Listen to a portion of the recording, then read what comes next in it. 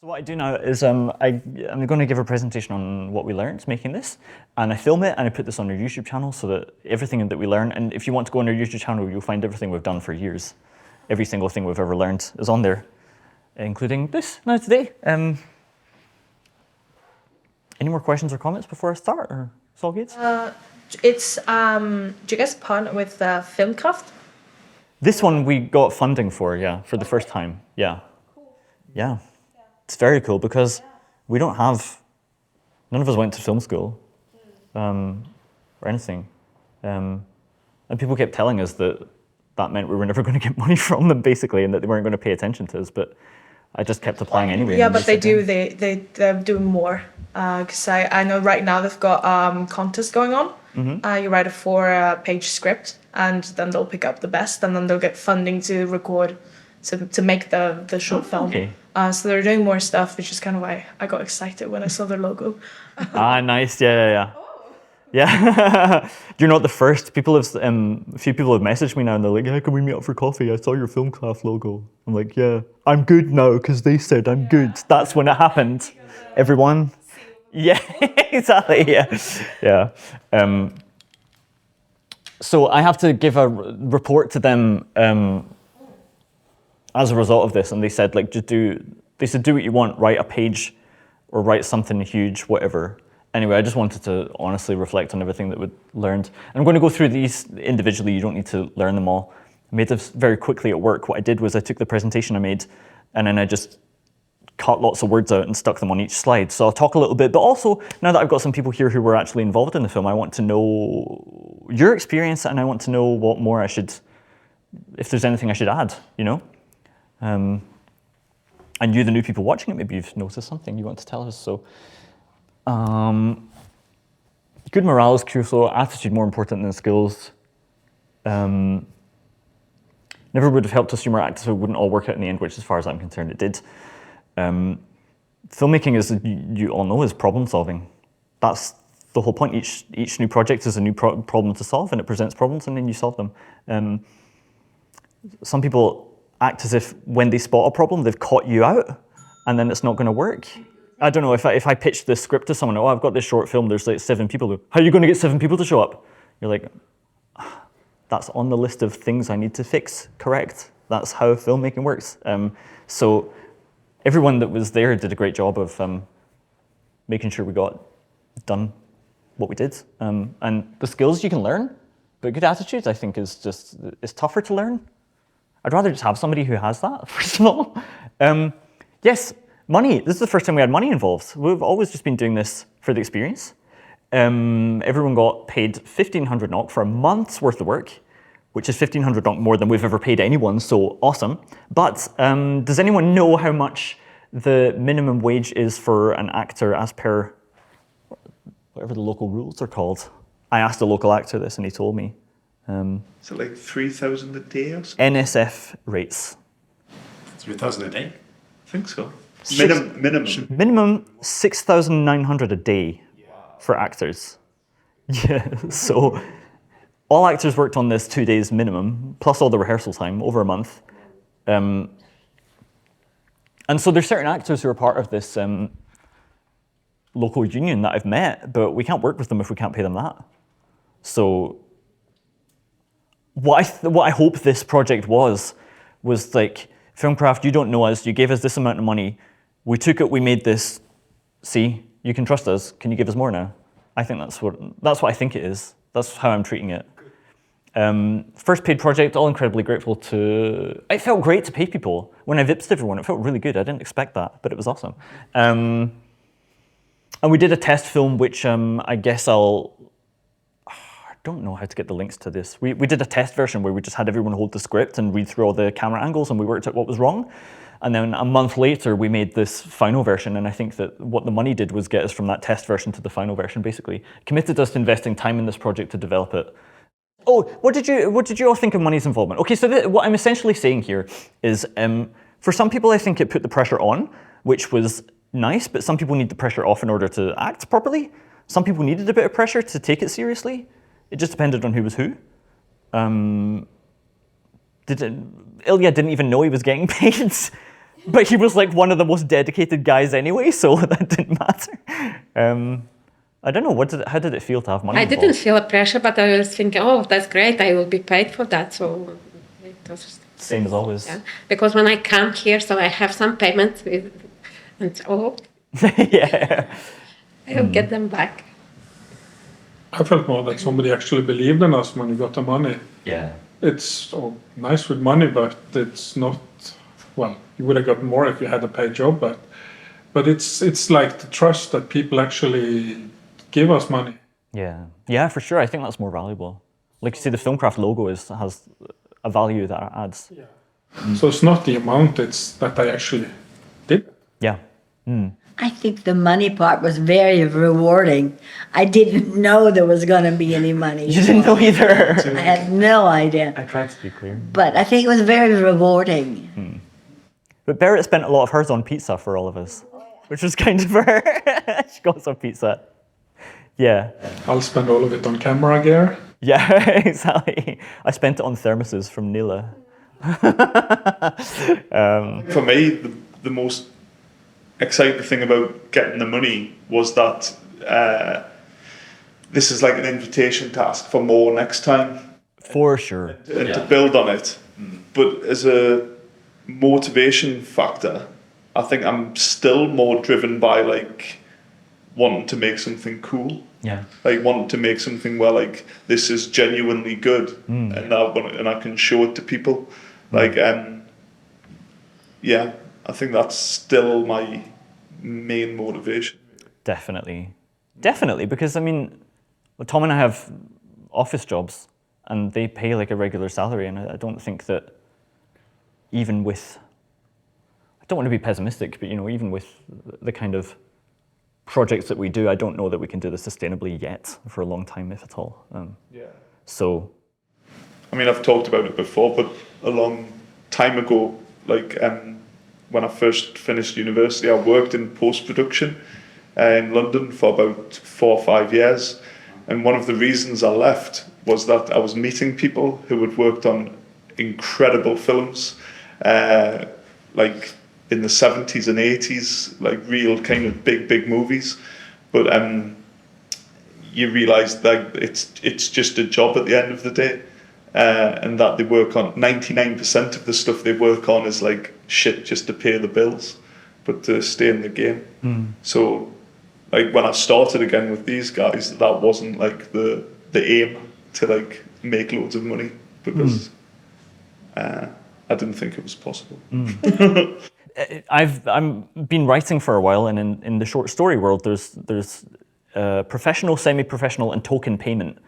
So professional rate is like 6 to 8 cents per word. Semi-professional would be like 4 to 6 cents per word. Token payment would be $5 for the whole story to say, this is all I can pay you, but this is a sign of my appreciation. So I consider this like the token payment level of filmmaking. Larger the cast and crew, the longer notice required to coordinate a schedule. Yes, it was 2 filming days, but it took a month to wrangle 10 people into the one room, especially because we all have different things going on in our lives. But it also gave people lots of time to get ready, to get into the character. Not only to learn their lines, but to learn how to deliver them. Like I say, 10 pages a week is about the fastest I've seen actors learn dialogue if they have nothing else to do. We certainly all had everything else to do, so everyone probably had about 5 to 7 pages, which they learned over a month successfully. If I may comment on that. Please. It's the first time I played at all, but me personally, I needed that time, as you say, to understand the character, to become it, to play it, to try different versions of it. So absolutely, the time that we had was worth it and very valuable for coming into that, atmosphere and understand that that movie and that idea. Yeah. But this is not your first role. You were in Scavengers as the Serbian bad guy. That was my usual. That's how I am. Yeah, it was put on a Russian accent and act deadly. Yeah, that was his previous role. Yeah, we did loads of tests this time, which was great. I think that no matter what project you do next, you always need tests because the new location will have different problems to fix, different rooms, different shots, different people. It's always going to create problems that you should test somehow. And these are various tests that we did. We did a full run through of the film where I edited it all together. Storyboards, I had a full set of storyboards and I had to edit them after seeing them and going, that doesn't actually work. How best to capture sound, because there's not only the main voices that people are talking, but there's murmurs in the background. And I wanted to capture both of them at the same time organically, and I had to use different mics.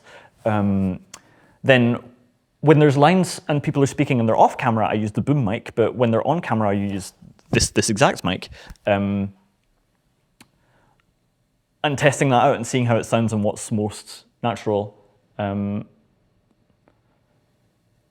Yes, I think that's what I'm basically saying here. Our test film showed the cast and crew what we were trying to make. That was nice because the film starts it's all in my head, and then what comes out is close to what was in my head, plus the constraints of what was there and what other people added to it.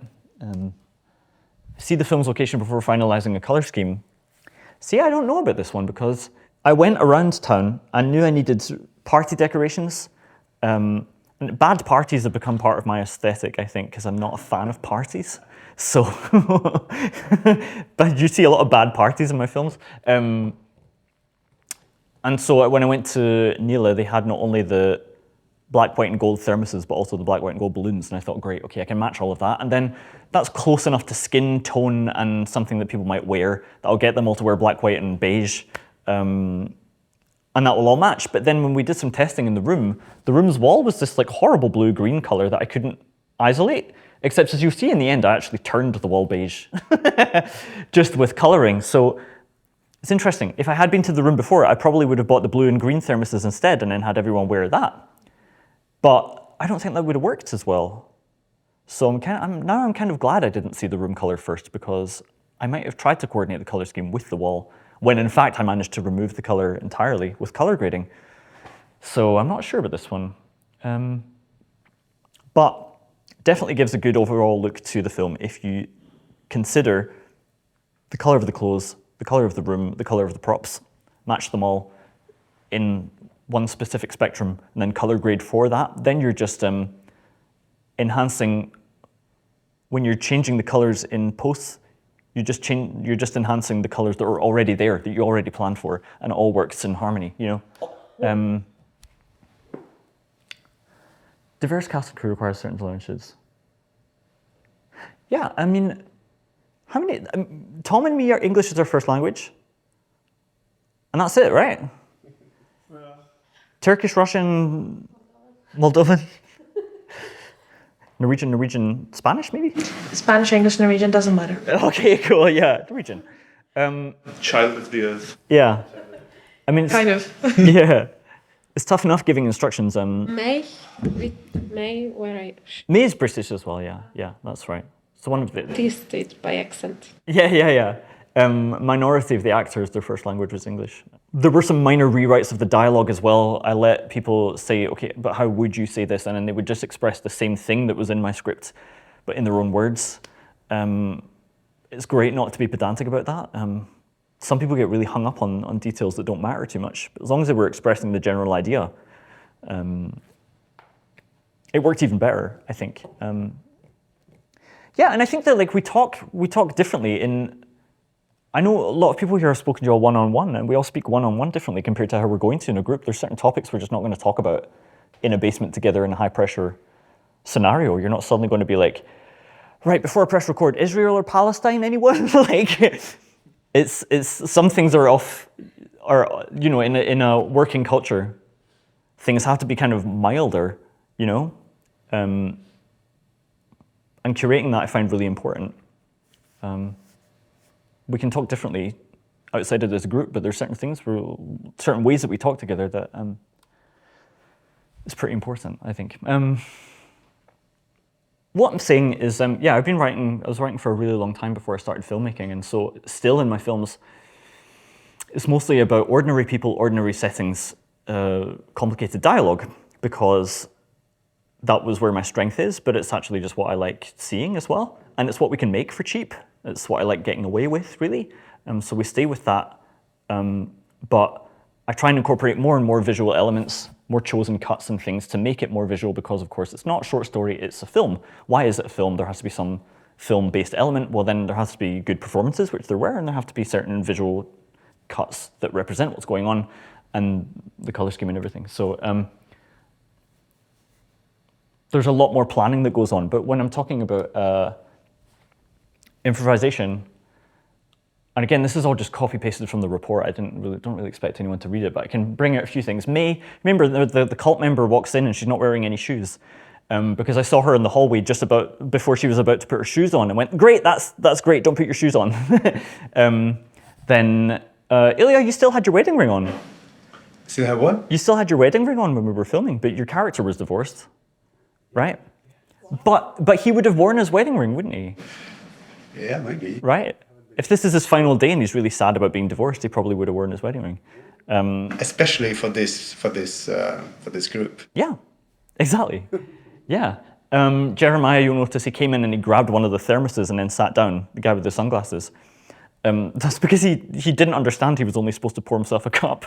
He just took the whole thermos, but it seemed... That was awesome. Yeah, no other character did that. And Really I couldn't, funny. Yeah, I couldn't have thought of it. And then after we cut, somebody said you were only supposed to take a cup. He was like, oh, I'm sorry, let's do it again. And we said, no, that's great. We said, next time when you stand up, you have to take, he was just supposed to take a biscuit. I said, take the entire tray of biscuits for yourself.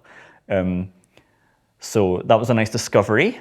And then because he put the plate of biscuits there, when Raphael, the guy with the hat and the glasses and the beard, dies, he landed in the biscuits, which was funny, which we also hadn't planned for. And then there were little, I really like that camera move that you did where May towards the end, she says, we're here for just a little bit longer, hopefully not too long. No, and then Jeremiah says, hopefully not too long, and the focus goes between her to him. And that was just something you found. Yeah, I was thinking to do that. Now I'm thinking maybe it was better to do it slowly. No. Yeah, because it's autofocused, you just click and it does. And I was thinking that next time, I will use manual focus and it will be a little bit different, the transition between the plans. Sure, that's a detail.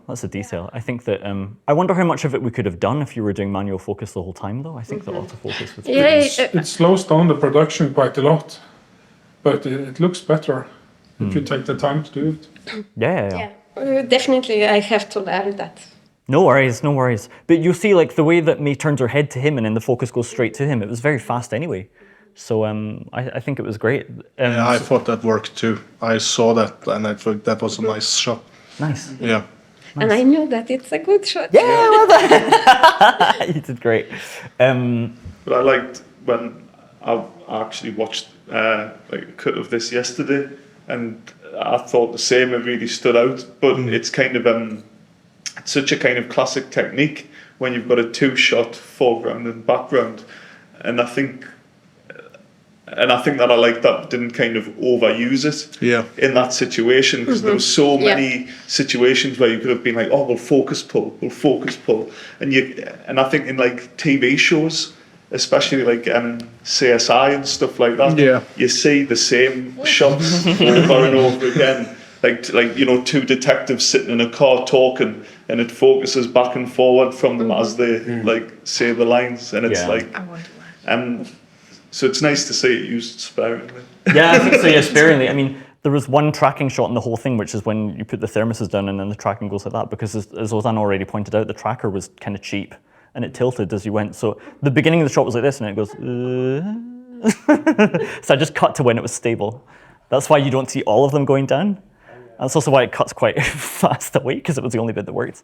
I mean, my favourite kind of part of the edit was that if you kind of, you probably noticed while you watched it this time, but each character's cut in a slightly different way, and it wasn't 100% on purpose. But Rebecca, the second one that talks, Rebecca, the camera stays with her the entire time, locked off. And then when it goes to the next character, he's a bit more all over the place, and his speeches as well, and then it cuts around a lot more, and it kind of it gives like a visual character to the person talking. Like their focus is a little bit everywhere, so yours is as well. Yeah. That makes sense, because my original plan was just to have them all recite the full monologue and keep the camera on them. But that wasn't possible. It wasn't possible. I mean, Ilya did great, but then a balloon bursts right in the middle of it, right?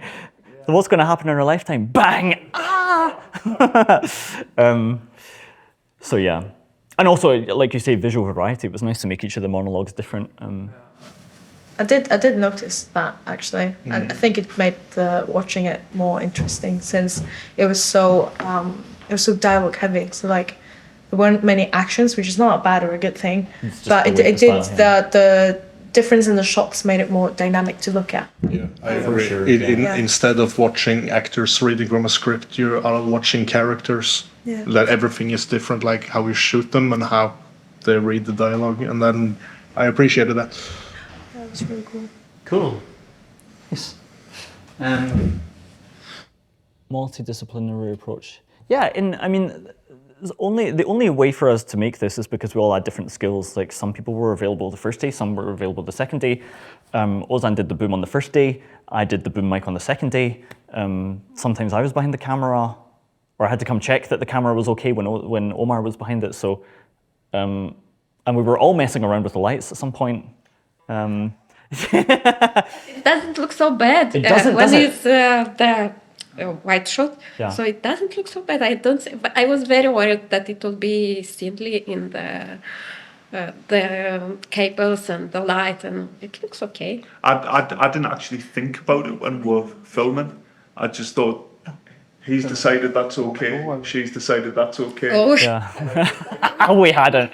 But because I didn't look through the camera like more than once or twice. Like, and certainly your shots, I had no idea what was actually in frame at I any was moment. filming and I saw something on the floor.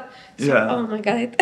It's But yeah, there. I imagine though, if I'd seen what you were shooting, I would have like criticised it. Like I probably would have, because I would have been like, that light's in the corner like that, and No, there's but then But when you now, watch it, it's because like, I was it's not a problem. looking at the light, how the cables, where the cables are. Now I'm very surprised about the reaction of the actors, because in that little screen I couldn't see how. I couldn't see it so much. Yeah. But today the puzzle is off. Yeah, it's all put together. You can see you can see this in the shot when it says like, at least we're going peacefully. That's the least peaceful thing about it. And then you can see like this in the corner with the big charging cables. But if anyone's looking at that at the end of the film, we've messed up, you know? So at least we're going peacefully. It's like, oh, you've lost me. There's a cable in the corner. Yeah. Minimizing imperfections is what it's about. They're always going to be there. To be honest, a cable is not the worst thing to forget. True, yeah. Old T-shirt or something. Yeah. Yeah. Well, there was a few. I mean, to be fair to Rebecca, she didn't know she was being filmed, but between shots, she had a scarf around her because she was cold. So sometimes she'd just be like, "Oh, but she's wearing a scarf," and I'm like, "You can't suddenly be wearing a scarf. I can't use that." So There is another thing I've been thinking when we filmed all short, short texts afterwards for each people, Yes. each person. yeah, How will look like when somebody says it from different places. yeah, And the way we've done it, that we all sat on those specific places, or most of the times, Yeah. you sat on those places where actually that person That- Oh, the eye line was that worked preserving the really eye line. well. Yeah. I've been very surprised. The eye line, what do you call it? I suppose the eye line. Synchronized. Yeah. It was really nice. It was a good idea. I think it was Tom maybe, or a few people said like at the end of the shot, should I end it by looking at who talks next? And I thought, yeah, why not do that? But I did end up using it a lot. So no, that was really nice, really nice. It looks really planned. I mean, that's Yeah. this is it's a really complex scene to film, like preserving the space and everything. So no, I'm really pleased with how it worked out. I think we all did great with that. Yeah, Tom gave us music, which was unexpected. I didn't actually ask for music. I said in the report that there wasn't going to be any music because I didn't expect any. But then you said you had music, so we got music. Jonah did some art. He did the Coffeeholics Anonymous sign that was on the door, and he's going to do, I think, an intro card as well, maybe. Yes, unfortunately, when you have so many jobs to do, you can't do them all as well. and it was draining as hell. I was exhausted after that first filming day, because Tom was as well. Tom drove me home and then he was just like, no, I'm leaving. It's like, normally comes in for a coffee or something, but we were both just like, I'll see you tomorrow. It was one of those like, bye. Yeah. You close the door. Bye. Yeah. Car was already rolling as he shut the door. Yeah. And so, some people were like, oh, really? I would rather stay longer on the first day and get it all done. And then Barrett just heard the door close and Barrett's already gone. We're like, well, Barrett's gone. And thank God for that, because we were all like, I'm out here as well. Pick it up tomorrow, you know. If you work too long, you start doing more mistakes. People get tired. So it's better to have shorter days. And I was giving really interesting directions at the beginning of the filming day, and then by the end I was like, just read the words. Did you get the words? All right, I got. Yeah, it's not good. So, like I say, specialization allows for a higher quality end product. But like I say, I mean, one of the things is the sound. We need to fix a few lines at the beginning. If we'd had somebody dedicated to listen to the sound, we wouldn't have this problem. But we didn't have enough money to give somebody something that boring to do, really. So we just kind of winged it, and that's fine. I think I don't see any other way of doing it. Go for it. Tell me. No, you said it's a boring job, but it's a really important job, because like, try to watch that exact film without the sound. It doesn't work at all. Yeah. You're telling me absolutely nothing. I can't grasp what it's about without the sound. So as boring as it may be, it's one of the most important jobs. Oh yeah. That we have. Sorry, I'm kind of. Yeah, sound is our thing. No, I know it is. But I can't find somebody who wants to sit and monitor it for 6 hours. it's really hard room to do sound and as well. Oh yeah. Yeah. Because it's like we just had at UAS, we just had a whole like lecture about sound, and our professor said something that was really like, you don't notice sound till something's wrong with it. Then everyone's like talking about it and how like, oh my god, what's wrong with the sound? What's wrong with the sound? Or what's wrong with the music, right? So kind of the goal is to have it not be mentioned at all. Yeah. But I do agree, it's kind of boring, but it's very important. Yeah, I know, absolutely. We're so spoiled with Netflix quality stuff that we take it for granted. Yeah. That was like an experience we had at the going to the festivals, and you're going from an edit suite or a laptop or some headphones to sitting in like a cinema, and it's loud as fuck. Yeah. Like really, really loud. And I had the same when I was at university as well, where like some little glitch or some little crackle where you kind of like, you can hardly hear it, and then it gets put on in a lecture theatre and it's like a cheese grater, like getting crashed into by a milk truck. Exactly the analogy I would have used. Redundancy is what you call it in engineering, at least, when you have like two pumps that can do the same job. So when one's not working, you use the other one, right? So that's what I don't know if that's what you use in filmmaking, but I'm using it now. We had multiple cameras, so most of those shots, I had two different shots each time because Victoria was filming, and Omar, who's not here, was using that camera. So I could cut between them, and that's great for many reasons. I mean, one, Victoria's shots were beautiful, and I used way more of them than I expected to for that reason. Sometimes somebody would forget a line, and it doesn't matter. You just tell them the rest of the line, and then they carry on. And then you just cut from one camera to the other, or cut to a reaction shot of Tom, which I did several times just to cover little gaps. Really cuts down on filming time because it's like 2 takes in one. And you capture naturalistic interactions between actors that otherwise would have been lost. Exactly. If I'm filming Tom and Rebecca and they're both talking to each other, I'm capturing how they're genuinely reacting to one another at the same time. I'm not having him fake it later when I'm sitting in Rebecca's place because she's having a snack or something, you know. Reduces the opportunity for continuity errors as well, because if I cut from one camera to the other as Tom goes across the room and they were both filming at the same time, then there is no continuity error. It was genuinely filmed continuously. Multiple audio recordings, everything was boom. Yeah, so there was a little shotgun mic that we put on top of the camera. There was the boom mic, and there was this on everyone for most of their lines as well. And that wasn't even enough to cover all the errors, 3 things recording at once. But it did compensate for a lot of mistakes. So the fact that this list is so short is a bonus. Extra supplies. A light bulb burst, coffee was spilled, batteries died sooner than expected, but we had bonus ones of everything, so we could keep going. If we didn't, it would have really messed things up. Then I was running around the room with I had the storyboard and the script, and I'd also brought out-of-date storyboards with me at the same time and thrown them in the corner, and I couldn't remember which was which. So sometimes I picked up the out-of-date ones, and I hadn't crossed off the images, the shots we'd got already onto those. Sometimes my script was on the other side of the room, so I also had everything on Google Drive on my phone in PDF form, so I could just look it up there as well. So that kept things going, is just to have several copies of everything. And since we're operating with such minimal crew, you want to account for human error as much as possible, I think. Film sequentially when possible. Yeah, so we basically filmed that in the order that you saw it, more with one or two exceptions. We had to film the ending shot on the first day because Raphael and Rebecca weren't going to be there the next day, so we had to get the shots where everyone was there on the first day. But more or less, then people can remember when they're doing when they're saying their next line, what has just previously happened, because we just filmed it. So it maintains the emotional continuity of the thing, I think. And then when I dump it into the timeline, it's all in order. I just need to cut it together, and that's why I can show you this, like after a week and a half later, is because I'm not ordering everything. Minimizes continuity errors as well, because if like somebody moves the coffee cup from here to over there, then later in the film you see it over there because we filmed it in order. You know, it's not going over there then coming back again, back and forth all the time, because we're not filming out of sequence. So I would recommend that.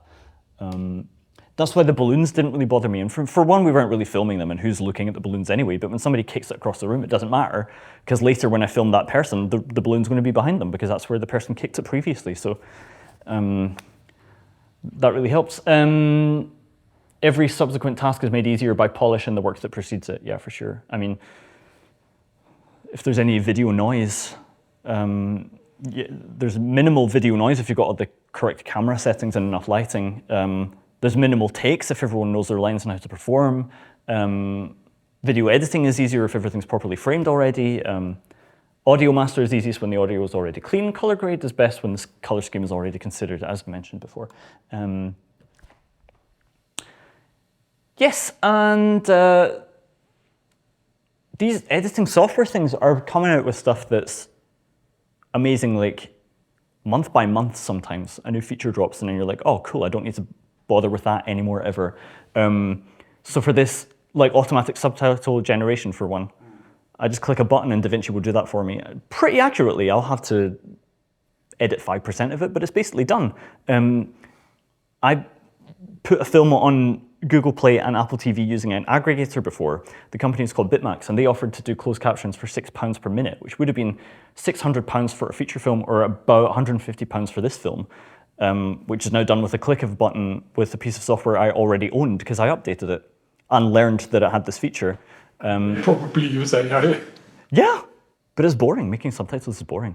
It's really tedious because there has to be a set number of characters per line, as already mentioned, and every sound effect needs to be noted, and there can't be 2 speakers on each line, and there can't be too many words. There's so many rules you need to get right. But you can basically automatically generate them now, which is cool.